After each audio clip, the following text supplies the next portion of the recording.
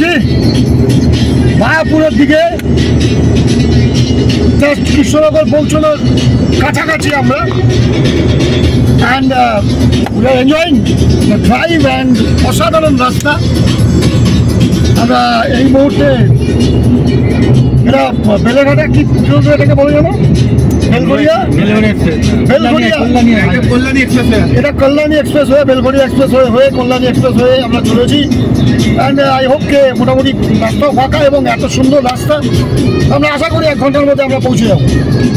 বাকি ওখানে পৌঁছে আপনাদের জানাচ্ছি মায়াপুরে উপস্থিত হয়ে মন্দির, ওখানে আবার ভিডিও হবে, আবার আপনাদের সাথে কথা হবে।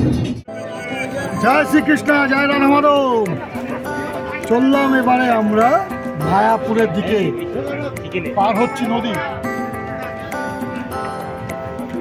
সবাইকে দেখাও, এখানে সকল দর্শনার্থীরা উপস্থিত।